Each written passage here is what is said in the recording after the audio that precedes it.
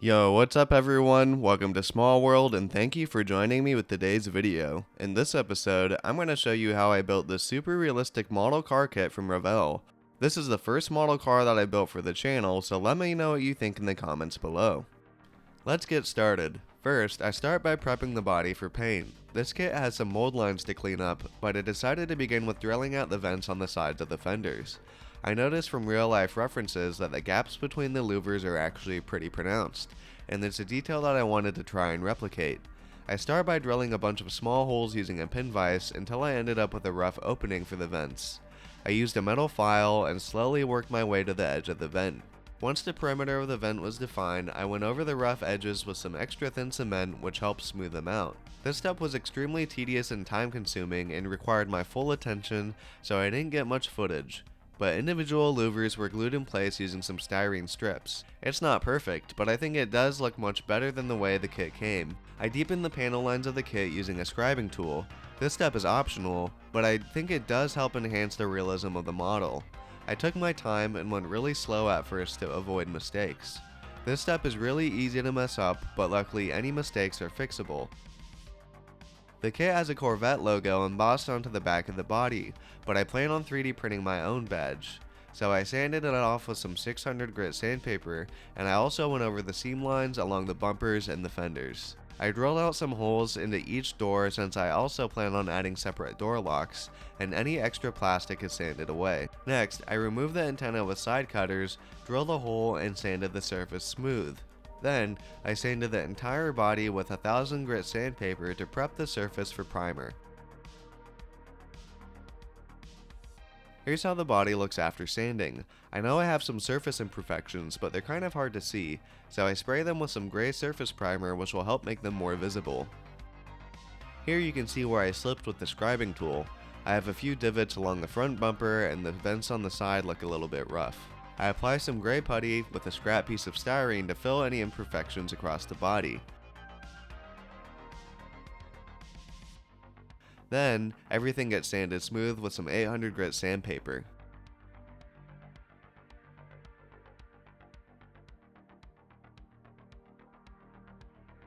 After sanding, I spray another coat of gray primer to double check my work, but this time it looks pretty good. To prep the surface for paint, I spray it with a white primer. I plan on applying a red color coat, and white is a more suitable primer than gray.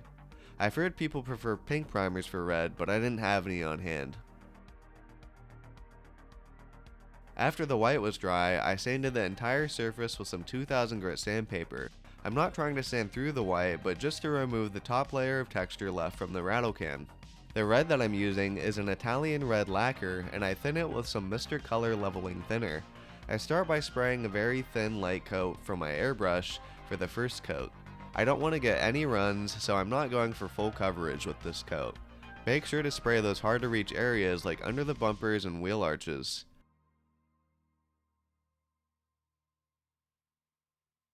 For the second coat, I start to layer on the paint. The first light coat will allow for subsequent heavy coats to adhere properly. The third and final coat of red is applied just like the second coat. You should have total coverage with a pretty nice and smooth surface. The hood needs to be sprayed separately for this kit, so I make sure to paint both the body and the hood at the same time so that the color is consistent between the two. Once the paint is dry, I inspect the body for any imperfections. I got a couple of dust spots above the vents and along the back that I quickly sanded away using some 4000 grit sandpaper. Next, it's time for some clear coat, and I'm using some 2K clear that I used for some Star Wars helmets almost 4 years ago. The first coat unfortunately went on pretty rough, which left a pronounced orange peel texture that I'll have to fix later. I think the texture happened because the clear was way too thick for my airbrush. When I used to spray this clear, I was using a much larger spray gun. After this first coat, I added some more thinner which helped a lot, but that rough surface was still showing through. I wasn't too concerned knowing that I could fix it with some sanding and polish later on. One thing to know if you're planning on spraying 2K clear is to be safe with it. Be sure to wear the proper protective equipment, work in a well ventilated area, and make sure no one else is around. Please do the proper research to protect yourself when spraying any paints, but especially clear coat. After spraying the clear, you can see that the car is really shiny. This is the first time I've used 2K clear for a model car, and the shine is really unbeatable in my opinion. You can see that there's a rough orange peely surface along the roof, which needs to be fixed, so I'll show you how. I start wet sanding the surface with some 6000 grit sanding sponge to level out the orange peel. 2K clear is pretty robust, so it takes a while to level out the texture, but make sure you constantly wipe and check your work to make sure you don't sand through the clear coat into the color coat. Here's a quick before and after sanding, with the top half being unsanded and orange peely, while the bottom half is dull and scratched but really smooth. I continue to work my way across the entire model with the 6000 grit sponge. Make sure to take your time and avoid sanding any sharp edges. Edges along the fenders and other corners have the least amount of paint on them, and they're really easy to sand through if you're not careful. Here's the surface after sanding with 6000 grit. As you can see, the surface is still reflective, but it's much duller than before, and most of the orange peel is completely gone. Next, I sand the entire body with some 8000 grit. This will help remove the more aggressive 6000 grit scratches, and it refines the surface for polish. I honestly haven't built many model kits in my life. I built my first model car kit in 2020, and I built a couple more right after that. As you probably know, most of my model making consists of designing and making buildings, but I've always liked cars. All of my old car kits had major flaws in the paint.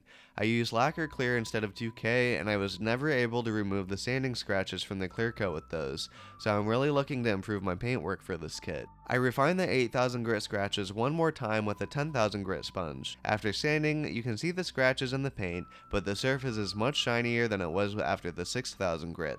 Here's a huge shout out to Paul from Proscale Paints. Paul has a YouTube channel of his own, and I've learned so much from watching his videos, so I'll leave a link to his channel in the description below. He highly recommends polishing with these compounds by Menzerna and Autoglim, so I thought I'd give them a try, and they were amazing. The camera is a little bit hazy here because I accidentally got some compound on the lens and didn't notice at first, but after the first step, you can already see how amazing the paint looks. After this one step of polish, the paint already looks better than the paint on my previous cars. Next, moving on to the 3500 compound, I spread some on the body using my fingers, and I changed out the pad for a new one. I start polishing away once again. These pads are pretty nice because they're thick, and you can kind of use the sides of the pads to polish in hard to reach spaces. Just be careful not to burn through the paint with the rotary tool. I kept the speed on the lowest setting, and I make sure that I don't let the tool sit in one spot for too long. One thing that I'm doing off camera after I'm done with each compound is I wash out all of the polish stuck in the panel lines before moving on to the next compound. You can use water and a soft toothbrush to get out the polish from the cracks, or you can fill your airbrush with water and spray out the extra polish. The last compound is a super resin polish by Autoglim, and it's much finer and more liquidy than the previous two. I switched over to the black polishing pad on my tool, which is supposed to be the softest one. A quick side note when polishing with a tool like this is it tends to kind of flick the compound everywhere and make a mess, so just be prepared for that. This is how it looks after polishing, and I'm really pleased with the way that it turned out. It's by far the best model car paint job that I've ever done, and it literally looks like red glass.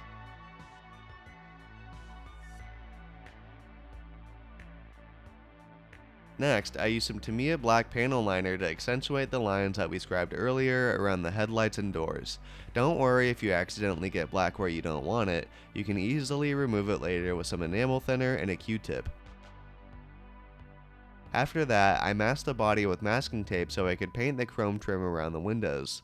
Looking back now, it probably would have been best to paint the trim black before the 2K clear. Then, it would be a shinier and more durable base for the chrome paint, so I might try this out next time.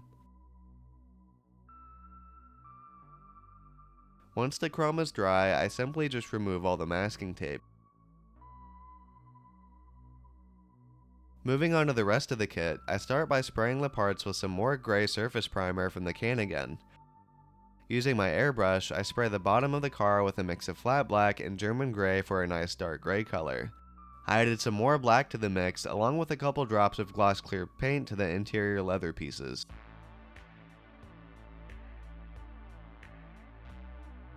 I just continue to paint more pieces of the kit based off instructions and some reference images.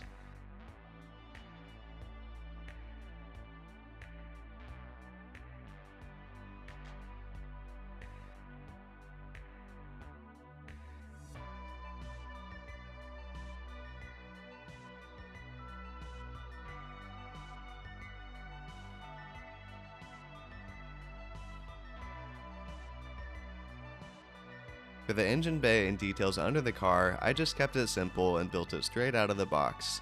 I know some modelers love hyper detailing everything and adding spark plug wires and all that, which I do think is super cool. But being that I'm using these cars for dioramas means that I'll likely never display these in a setting where I'll ever show the engine, unless I'm making like a car show diorama or a mechanic shop. For this car, I actually plan on gluing the hood shut, as you'll see later on. I masked and sprayed some interior pieces silver and chrome using the airbrush.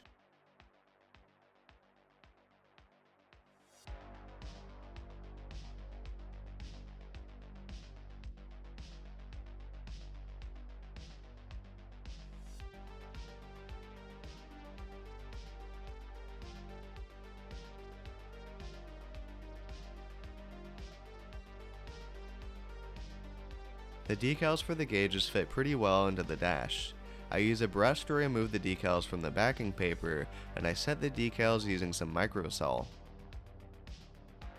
I carefully paint the rings around the gauges using a Molotov chrome pen. I mix up some 5-minute epoxy and I use it to imitate glass for the gauges. I've never done this before, but I think it worked out pretty well. I was concerned that there might be bubbles from the mixing stage left over, but they all cleared out by the time the epoxy cured. I'm using some embossing powder for the carpet, which is a technique that I learned from June's Mini Garage. I've learned so many helpful modeling tips from him over the years, so be sure to go and check out his channel. I'll leave a link in the description.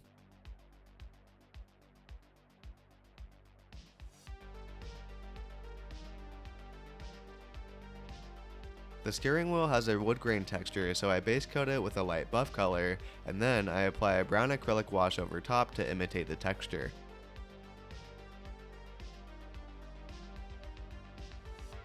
After gluing on the steering wheel, I apply a gloss varnish over top of the wood surface.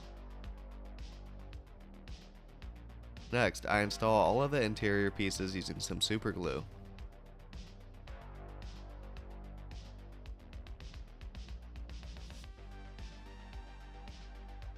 I painted the underside of the body with some black acrylic paint to unify the surface.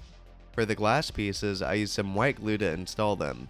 I reinforced the windshield with some foam safe super glue off camera, and I unfortunately got a couple glue spots on it. Luckily, it's not too noticeable though, and I've learned my lesson for next time. I brush painted on some red paint for the gas cap piece, and I sprayed the chrome wheels with some titanium silver acrylic paint using my airbrush. Using a cotton swab dipped in acrylic thinner, I rub away the silver paint from the center cap and the beauty ring around the wheel. I noticed in references that the center cap and ring were chrome finished, but the rest of the wheel was silver, so this is how I achieved that look. After installing the wheels into the tires, I applied a decal to the center cap. Then, I installed all of the wheels, and because I wanted this piece to be a static piece for my diorama, I glued the wheels in place permanently with some 5-minute epoxy. I applied the water slide decal to the gas cap, and once it dried, I applied a drop of epoxy for the gloss finish. Moving on to the small details, I knew that I needed to do something about these exhaust tips. The ones supplied in the kit were lacking lots of detail. I started by drilling out the outer ring, and I removed the exhaust tips completely. I just continued drilling until I got it to look like this. The exposed plastic was touched up with a Molotov chrome pen, and I painted black in the center to add depth. The rings were pressed into place on the body, and I'll add the exhaust tips later on. I continued to add chrome parts for the taillights, which was pressed into place as well. The chrome side skirts were glued in place with some super glue.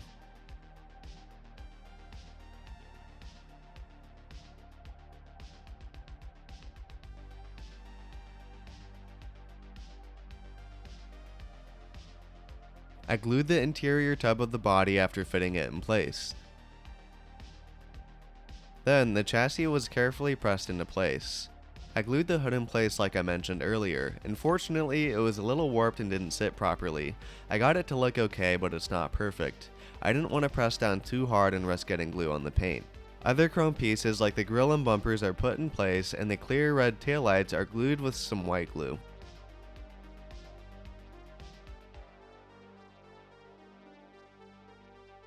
For the exhaust tips, I used these syringes that I originally bought for precision gluing, and I chose the one with the widest diameter. I cut the tip at an angle using my razor saw to match the reference, and I glued it in place with some 5-minute epoxy. I think it looks much more realistic than the kit parts. More chrome details such as the windshield wipers, the fender mirror, and gas cap are all glued in place with foam safe super glue. I 3D printed some small details like license plates, door locks, a Corvette badge, and an antenna holder. I designed and printed some custom water slide decals to add over top of the license plate to give it an embossed, stamped look. It's not perfect, but I'm pretty pleased with how it turned out for my first try.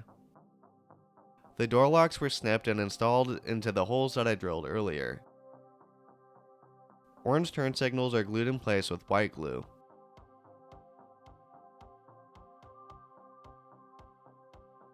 I installed the antenna holder, the Corvette badge, and door handles using white glue.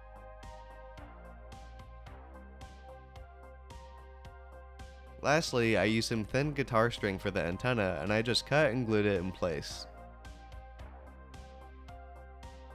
And with that, the model is finished. I took the finished car outside and got these shots in natural light. I opted to use a plain background this time since I didn't build a diorama for this video. I plan on using this car for a future diorama, which I'm super excited for, but I plan on making at least one more car for it. Building a model kit was a nice change of pace for me. This channel will always primarily be a diorama building channel focused on architectural models, but taking a break and making a car kit really challenged and developed my modeling skills. I feel like I learned a lot from this little project, and I'm looking forward to growing more as a kit builder as well.